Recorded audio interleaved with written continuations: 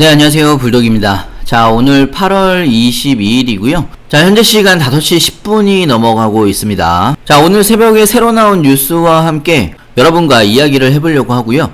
자, 지금 현재 리플은요, 714원이죠. 마이너스 3.3% 정도 하락 중인데요. 자, 영상을 시작하기 앞서 구독과 좋아요, 알림 설정까지 부탁드리고요. 자, 다른 건 몰라도 좋아요는 꼭 한 번씩 눌러주시길 바랍니다. 자, 여러분들의 좋아요가 제가 영상을 만드는데 큰 힘이 되고 있습니다. 자, 지금 현재 리플은요, 714원이고요. 마이너스 3.3% 정도 하락 중입니다.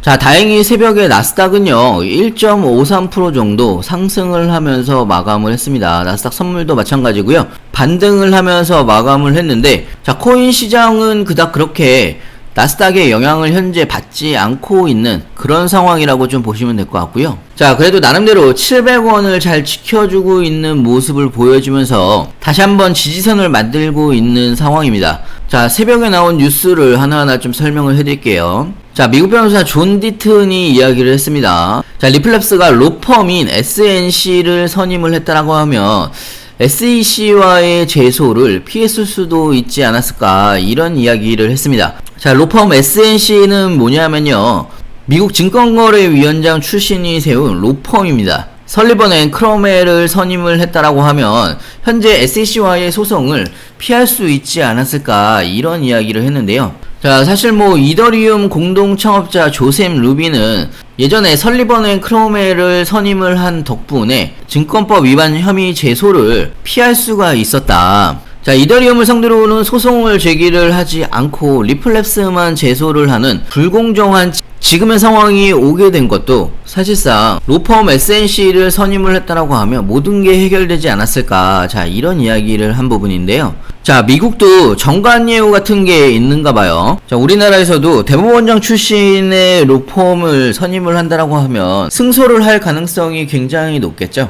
자, 미국도 마찬가지인가 봐요. 자, 어찌됐건 지금 현재의 상황은 리플이 로펌 SNC를 선임을 하지 않았기 때문에 오랜 기간에 1차 소송이 있었고, 지금은 중간항소에 대해서도 굉장히 복잡한 상황이 온 데에는 로펌 선택에 좀 큰 이유가 있지 않았나, 이런 이야기를 했다는 부분은 상당히 좀 아쉬운 부분이라고 좀 생각이 들고요. 자, 그리고 지금 현재 리플의 상황이 지속적인 하락을 보여주고 있는 상황인데요, 반등도 제대로 못하고 있는 상황인데, 자, 이런 상황을 여러분들이 생각을 하시기에 굉장히 힘든 나날이 되고 있는, 일반 투자자 입장에서는 힘들고 위기의식을 가질 수 있는 그런 시장이라고 좀 생각을 할 수도 있는데요. 자, 고래들의 생각은 다른가 봐요. 리플의 하락에도 불구하고 고래들은요, 계속해서 축척을 하고 있다. 자, 누구한테는 굉장히 좀 힘든 위기일 수도 있는데, 누구한테는 향후 강세장을 기대를 하면서 기회의 장이 될 수도 있다, 이렇게 좀 생각이 들고요.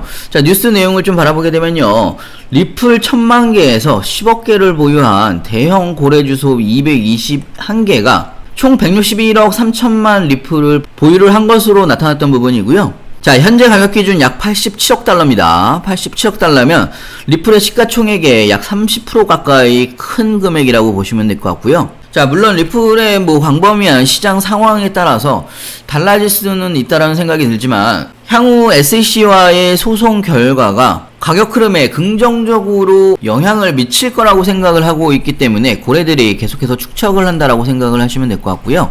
자, 물론 개인의 입장에서는요, 고래처럼 지속적으로 자금이 있는 부분이 아니기 때문에 기회라고 생각을 하시는 분이 그렇게 많지 않을 수도 있습니다. 자, 개인적으로는 조정도 어느 정도 다 받고 있는 모습을 보여주고 있고, 현재는 이 700원 기준으로 해서, 자, 이 700원 기준으로 지속해서 매수세가 들어오고 있다. 요거는 여러분들도 잘 아실 거예요. 700원 밑으로만 내려오려고 하면 다시 700원을 지켜주는, 자, 이런 모습을 지켜주고 있는 모습을 봤을 때 700원이 지지선이라고 볼 수가 있는 부분이고요. 여러분들도 기회가 될 때마다 고래들과 같이 구간별로 나눠서 매수를 하셨으면 좋겠고요. 자, 중요한 건 여러분들이 신규 매수나 추가 매수 타이밍이 어떻게 진행을 해야 될지, 비중 조절은 또 어떻게 해야 될지 헷갈리시고 어려우실 수 있다라고 생각이 듭니다. 자, 그래서 이 부분은요, 제가 자세하고 빠르게 여러분들한테 공유를 해드리고 있습니다. 자, 상단에 제 전화번호 있죠? 010-6531-7908 자, 위에 전화번호로요, 문자로 숫자 2번이라고 보내주시면 제가 빠르게 신규 매수 타이밍, 추가 매수 타이밍, 비중 조절까지 실시간으로 어떻게 대응을 해나가야 되는지 상세하게 여러분들한테 알려드리고 있고요. 자, 4시간봉으로 봤을 때요, 한번 빅숏이 나오고 나서 지금 볼린저 밴드가 다시 좁아지고 있는 상황이기 때문에 크게 움직임은 별로 없습니다. 자, 하지만 지금은요, 700원에서 지지를 하느냐 마느냐에 대한 내부적인 하방 압력세와 상방 압력세가 서로 힘겨루기 중이다, 이렇게 좀 보시면 될 것 같고요. 자, 이 부분은요, 사실상 25일이죠 이번 주 금요일날 방향성을 정하면서 크게 변동성이 나올 것으로 좀 생각이 듭니다. 자, 이날 무슨 날이냐면요, 금요일 밤에 파월 연설이 있습니다. 잭슨홀에서 파월 연설이 있기 때문에 변동성이 굉장히 좀 커질 거라고 좀 생각이 들고요.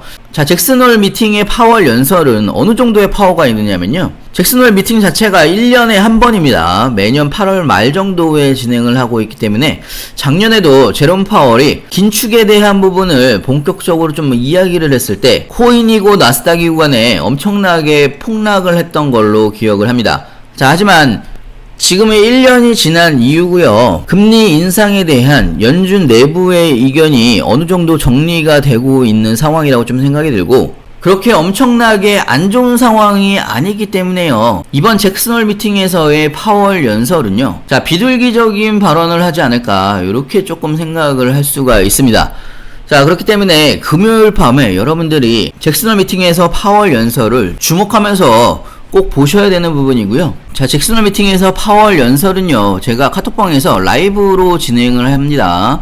자, 라이브 방송을 통해서 가장 빠르게 여러분들한테 소식을 전해드릴 예정이고요. 자, 무료 카톡방에서 진행을 하기 때문에요, 여러분들이 필요하신 분은 들어오셔서 라이브 방송을 보시면서 실시간으로 좀 대응을 하셨으면 좋겠고요.